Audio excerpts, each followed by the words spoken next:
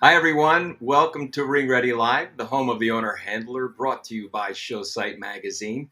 I'm Dan Sayers with Showsite, here as always with Lee Whittier, the dog show mentor.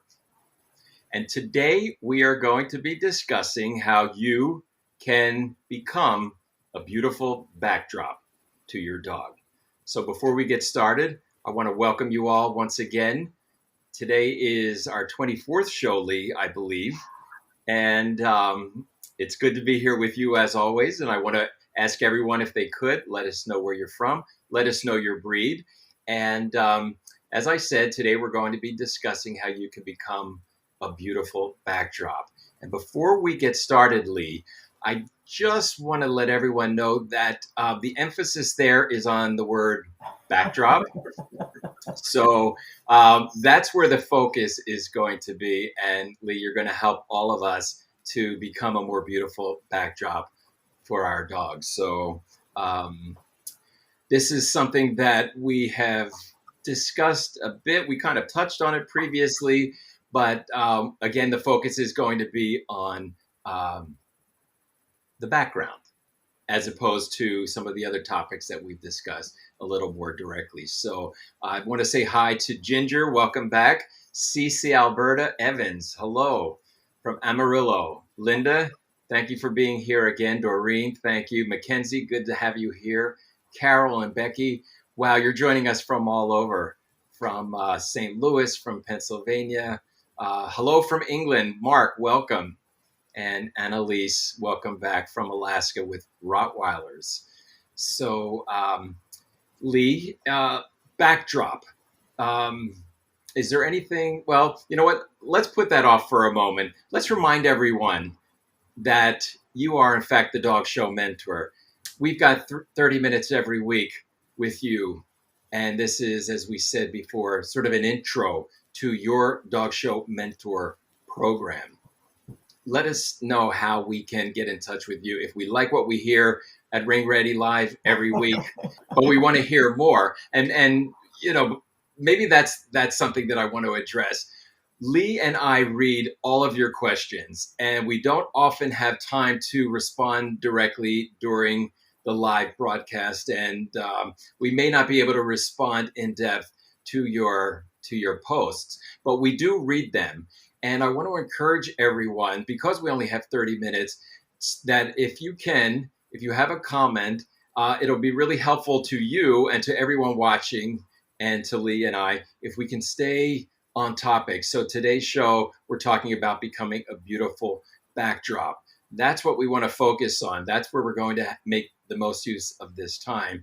And if you have breed-specific questions, which many of you do, they're all wonderful questions, but I want to encourage you that if your question is off topic but is breed specific, number one, ask your breeder, ask your dog's breeder. That should be your first recourse. Secondly, if your dog's breeder is unavailable for whatever reason, there's certainly somebody else in your breed that can answer that breed specific question. Number three, on showsitemagazine.com, you will find a subhead for breed magazines. Every single breed that is recognized by AKC, whether it's in the 7 groups, miscellaneous, or FSS, has a magazine. And those magazines are filled with information that is breed specific, information that has been provided by parent clubs, information that is written by breed experts, breeders, and judges alike. So there is your resource for answering questions that are breed specific. Now, if you have a question for the Dog Show Mentor, for something that we've discussed here at Ring Ready Live, Lee, you are their go-to. So tell us how everybody can get in touch with you for those more in-depth questions that you as the dog show mentor can help them with? Well, there are two things. One, if you do have a question, I do get messages through Messenger. And if you want to ask a very specific question that you want addressed here, I will take a look at that and possibly bring that to the show. So, for example, one of today's questions was a direct message to me, and I may direct message you back. As far as Dog Show Mentor, Dan, I am so excited that to tell you that everyone can get in touch with me by emailing me directly, lee@dogshowmentor.com, or you can direct message me in Messenger. And the Dog Show Mentor program is going to have some new big changes this fall, and I can't wait to release them. So stay tuned. We'll be announcing them in the next month or two. So really excited. That's good to know. Look forward to hearing the news, Lee. Thank you. You mentioned some questions that have come to you, and I've got two that I'd like to see if you can share your responses. And the first came from Sandra, and Sandra was responding to something that you had said where the judge can see your dog during the entire time it is in the ring, even before the dog enters the ring. And specifically, Sandra wrote that many dogs win before they ever enter the ring. Sandra had a judge give a puppy, she saw a judge give a puppy best of winners, and the judge said that she never put a foot down wrong while she was waiting at the gate or in the ring. And yes, the exhibitor had her performing with bait the entire time. And Sandra also asks if you can discuss entering first with a large class. How fast do you go? Where do you stop? How do you stop so that the next dog, the dog behind you, is given enough room? So maybe that's a two-part question, Lee. So, yes, those two-part questions. Dan and Sandra, I wanted to address this question because it was framed in the form of a suggestion of something that I had left out. Well, the first response is, well, yeah, I leave things out because, of course, we have to have something to leave for Dog Show Mentor. This is just my articles, and this forum is just an introduction. And second, the other reason is that, at least in my ring, you might get my attention outside the ring, but you win inside the ring. So I might be looking at your dog because it's baiting and looking beautiful, but that's got to carry through to being able to move and really getting a close-up of the head, for example, or the texture of the coat. So there's so many things involved with winning, but it's winning in the ring, and the attention comes from outside the ring. So there's that distinction there. That's what I have to say. That's it. No, thank you, Lee. Sorry, I was reading some of the wonderful comments that we're getting. So I apologize that I was caught a little bit off guard with the ending of your question. But I do have another question that came to you that I'd like to read. And I'm not sure who sent in the question, but it's an interesting one. Lee, do you think a judge would overlook a young special? The writer finished her Bouvier puppy bitch on her first birthday. Congratulations. She went best of breed over specials for a 5-point major. That is huge. And then she got a group 3 in the owner handled group. So she hesitates, however, to start specialing her Bouvier because she thinks that the Bouvier could use some more time to mature. But people are telling this exhibitor that she should go for it, to strike when the iron is hot. So Lee, what are your thoughts on this predicament? You know, since she's not a client, I hesitate to advise her specifically. But I will say to everyone, including Lena from Sweden and Lori and Carol Ann and Jennifer, that one win does not make a specialist career. That's one judge's opinion. And secondly, I think that you've answered your own question. So for all those of you who are hemming and hawing about specialing and what to do, and, I find one of the first things we talk about in Dog Show Mentor when you come into the program is, who's whispering in your ear? Who is telling you what you should be doing or shouldn't be doing? And whether that advice is really the best advice for you and your dog. So it's not what we're talking about today, but as a little preview, I will just say that, who's whispering in your ear? Who's telling you that the judge is a crook, or who's telling you, yeah, go for it. And maybe your dog's not ready, or maybe they're telling you to hold back. Maybe they want you to go now because they want their dog to come up behind you. You don't know. So be careful who you take advice from, and make sure that the people who are advising you have your best interests at heart. That is terrific advice in and out of the ring, Lee. Thank you very much. Really? Yes. Do that at home as well. As well. That's just something that we should all practice in our life. We should all be asking, well, who's saying this? And we should always consider the source of comments that we hear and suggestions that are given. We're going to jump into this, but first I want to thank Kristen and again, Carol Ann, Jennifer, Lena, you mentioned. Carol Ann, you say that you are a bad backdrop when taking pictures. So taking pictures is certainly part of becoming a good backdrop, but it's not the only place that you want to be a beautiful backdrop. And very quickly, Joshua, you mentioned that you worry your breeder to death. Well, in my upcoming column in Ring Ready, I address that condition of worrying that all of us have at some point. So look forward, if you would, to reading my next article. But as far as being a beautiful backdrop, Lee, I want to set a few ground rules here today. What we're not going to be talking about is fashion. So we've covered the what to wear, what not to wear, but we're not going to be telling you that. We're going to be putting the focus on becoming a backdrop. And although clothing can be a part of that, it's certainly not what we're going to be talking about here exclusively. What we are going to do is explain the how and why you should be that beautiful backdrop for your presentation of your dog to the judge. We're going to focus on showcasing your dog instead of distracting from the dog. So Lee, maybe on that last point, let's define backdrop in terms of showcasing the dog as opposed to distracting from the dog. So first of all, I'd like to hear from the people who are here and say, what do you do to create a backdrop for your dog?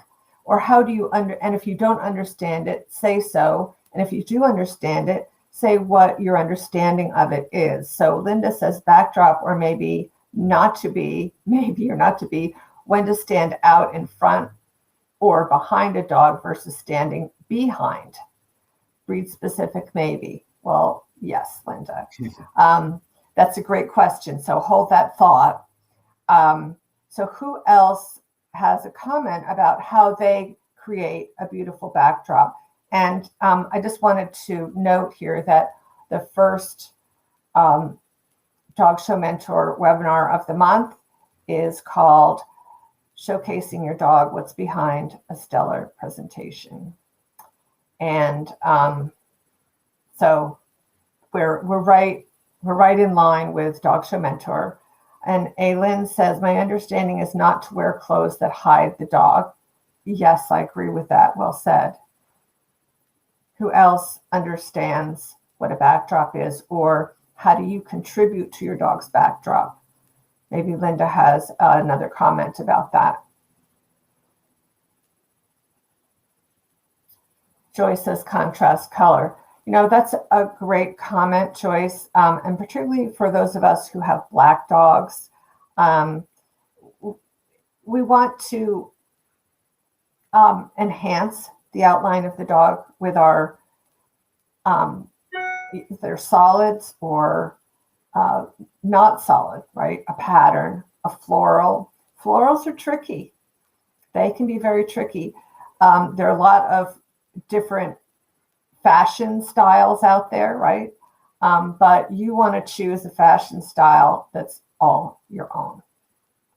And you want to create a brand that creates a recognizable backdrop that is subtle. So I'm not sure how to pronounce your name. A complementary color also, something that doesn't clash. Right, absolutely. Get out of the way and not be putzing with the dog. Tina, that is part of being a backdrop, is to not be, don't fuss with legs, just let your dog stand. And if you can't stand naturally on his own, a lot of the giant breeds usually don't.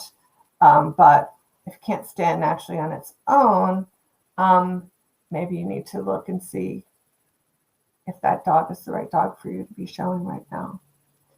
Frame your dog, present your dog, don't just stand behind your dog.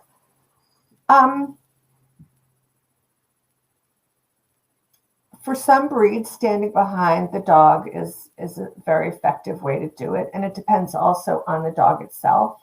So if your dog is a little long cast and it's not supposed to be, standing behind it can make it appear even longer than it is.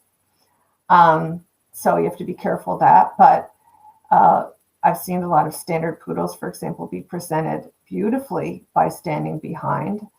Tibetan Terriers, my breed, standing behind the dog can be very effective. And again, it depends on the dog. If a gentleman is wearing black slacks and the dog's not black, that could, again, make the dog appear longer than it ought to be. Joshua says, yes, moving and not too wild and excessive, but allowing your dog to show its free movement. Exactly. That's well said. So being a quiet, like in horses, we talk about being a quiet rider, right? Quiet hands, being quiet.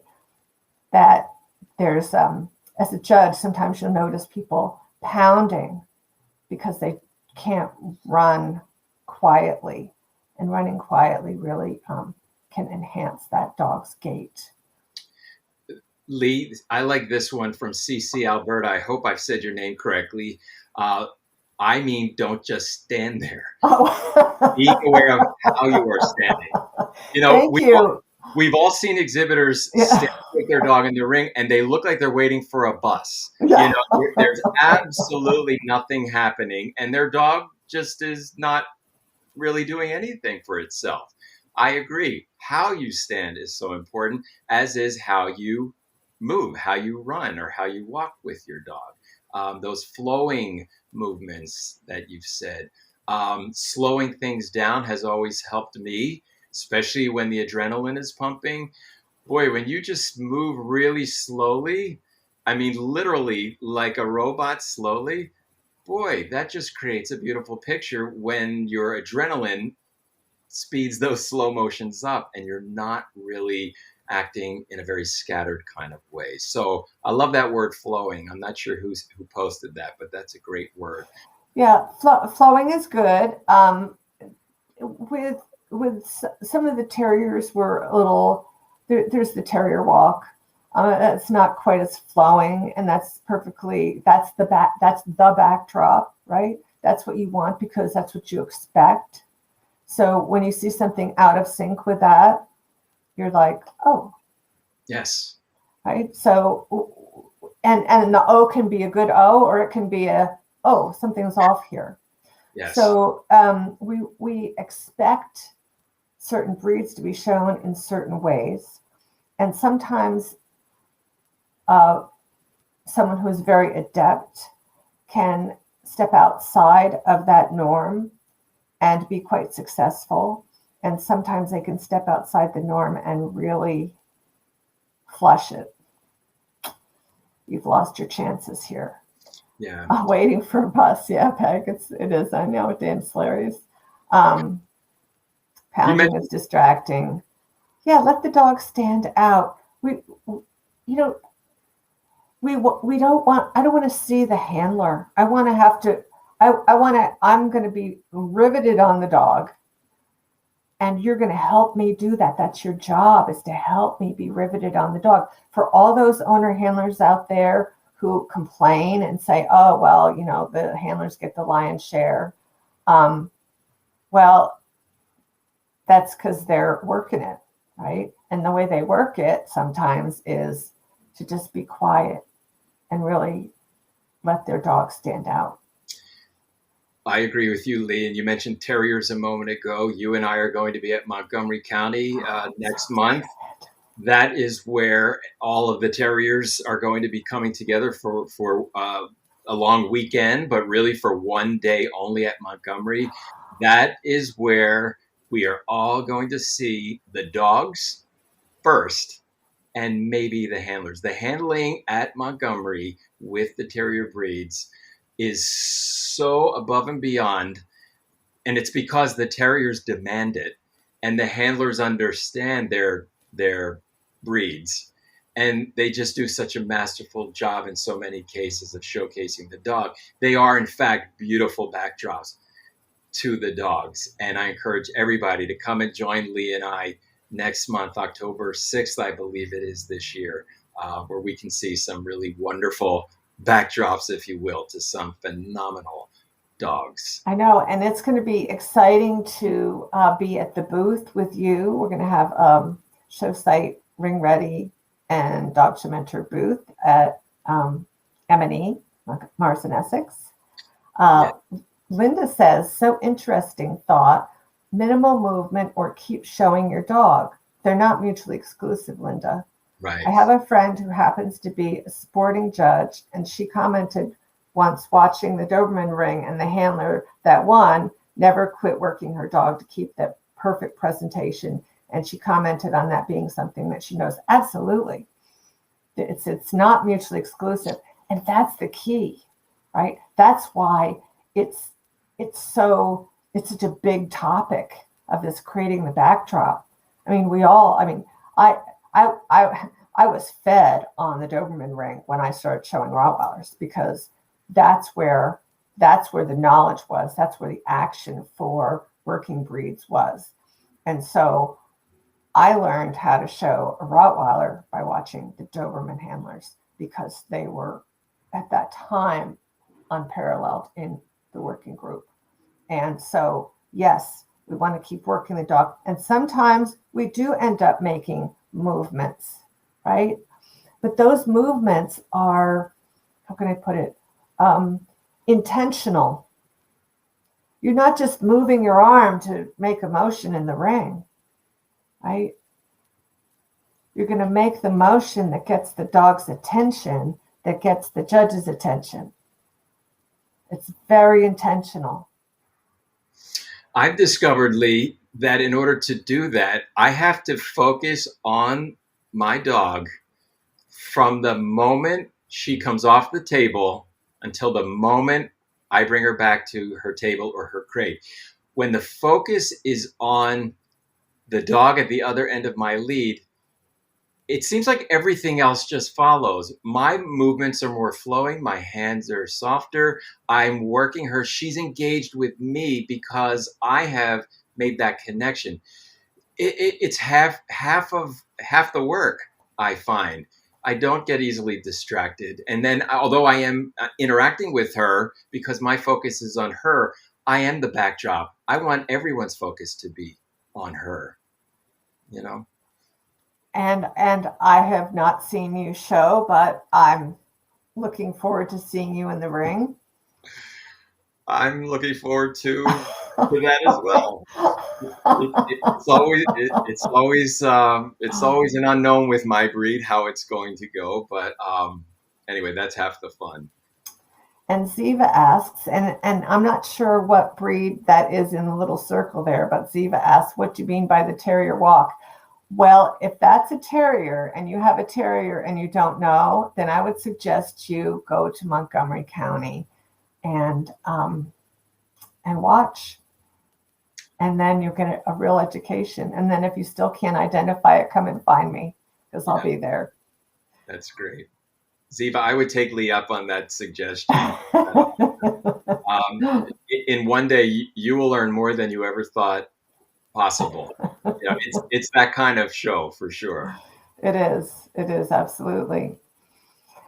Nikki asks, when you're judging, how often do you scan the line? How often do I personally scan the line, or how often do judges? Because everybody does it differently. And really, the answer to that is that you need to stand outside the ring in a couple breeds before yours and watch the judge. Because some days they might do it more than others. So she says she has a Karen. Good. Okay, great. We will see watch, you, Ziva. right? Chihuahuas, yeah.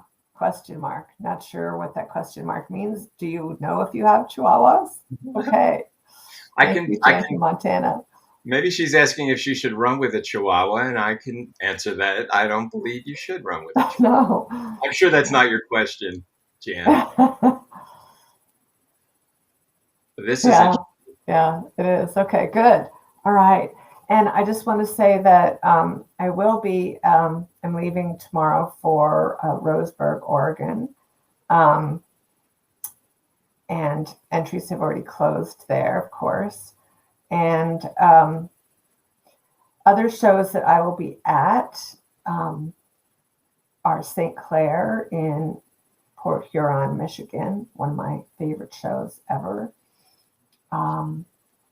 Ramapo, Butler County, and then the Speedway Cluster in North Carolina.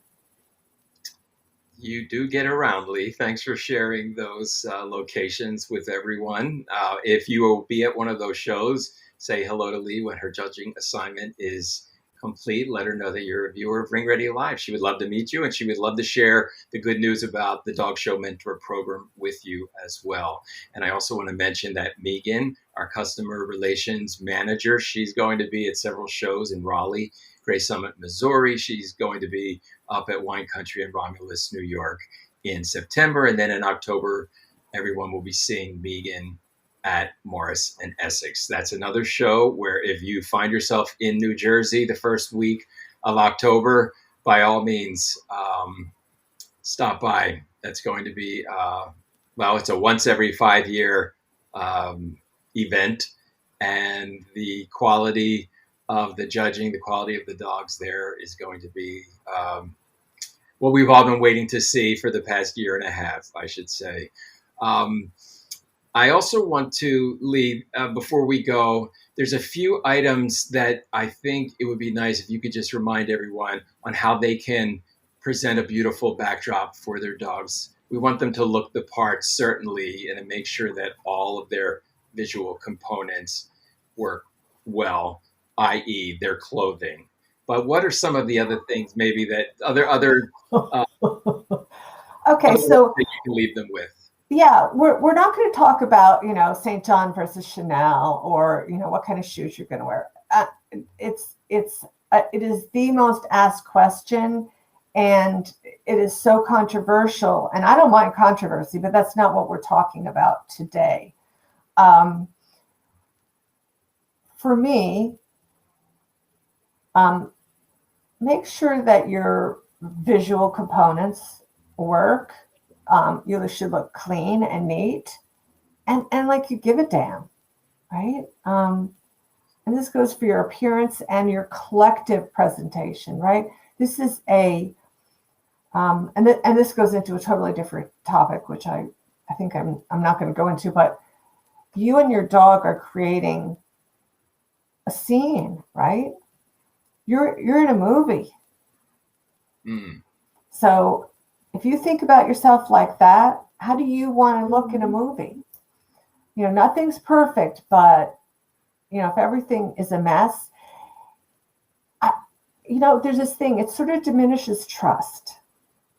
And you are at every moment trust building with everyone that you see and meet at a dog show. So don't distract attention with negatively with how you're dressing. Be in harmony with the intention of the sport, the elevation of the sport. We want to seem sort of like the dog show mentor. We want to be welcoming and inclusive, but we also want to elevate the sport, right?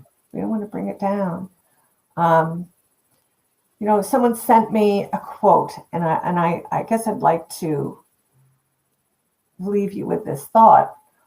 Um, the way we dress affects the way we think, the way we feel, the way we act, and the way others react to us. And so does your backdrop, right? Because your backdrop is informed by how you dress, how you present yourself. We all know people who present themselves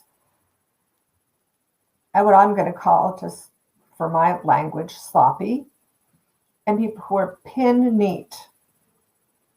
And there's a range there, right? And so we don't. Where are you on the continuum of that with your dog as a backdrop? So Cece says, practice moving with your dog in the clothes you intend to wear. That's great advice.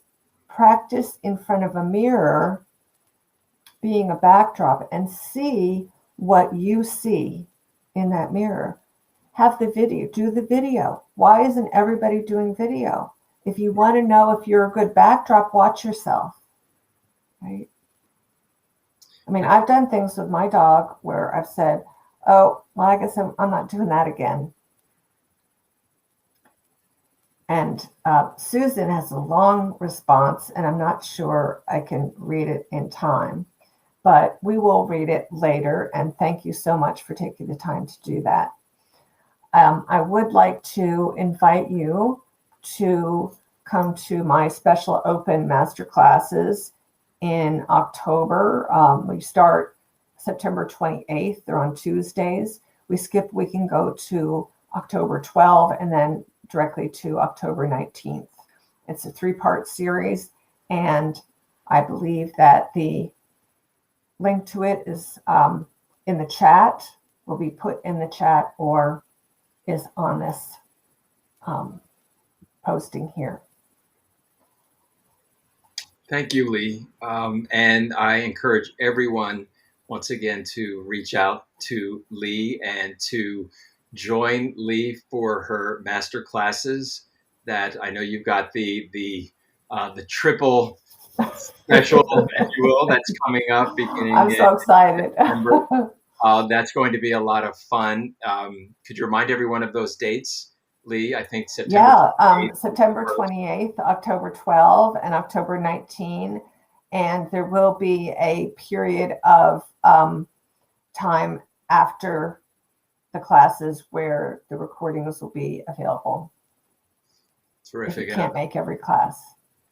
That's good to know. And that's also a good reminder to let everyone know that if for some reason you're not able to join Lee and I on Wednesdays at 3 p.m. Eastern Time for Ring Ready Live, you can always go back onto the showsitemagazine.com website and find Ring Ready, and you'll be able to watch any shows that you've missed. You'll also be able, obviously, to review a show that maybe you enjoyed, and maybe Lee has shared some information or a bit of advice that's really helpful to you, or maybe you need to get in touch with Lee and you forgot how. But if you watch one of our shows, again, Lee always shares that information for you. So Lee, thank you very much once again joining me for today's show. I want to thank everyone who joined us and all of you who participated with your questions and comments. As I said earlier, Lee and I do read everyone. And if we don't get back to you, we always try to address some of your questions on the following week. And we'll continue to do so. And speaking of next week, Lee, we're going to be talking about ramping it up in the ring. So we're going to be discussing a very specific topic, and that is the use of ramps in the breed. Which breeds, when to use them. And there may come a time, no matter your breed, when you're going to be asked to show your dog on a ramp for the examination. So all of us need to understand what is required when it comes to the ramp in the ring. So that's going to be a very specific, excuse me, and fun topic next week. So again, thank you, everyone. I want to remind you that Megan is your customer relations manager. You can reach her at Megan, Meegan, at showsitemagazine.com for all of your advertising information and needs. Megan would love to hear from you, and she would love to help you share your wins and celebrate your achievements as an owner handler in the ring. So again, thank you all. Lee, thank you. It's always a pleasure. And until we get together again next week, remember to have fun with your dogs. And make sure your dog has fun with you. See you in the winner's circle. I like that. Bye, everyone. Bye. Bye, Diane. Debbie, thank you very much. Julie, thank you. As always, Kristen, thanks very much. Ray, good to have you here again. Thank you. Kay and Amy, thank you as always.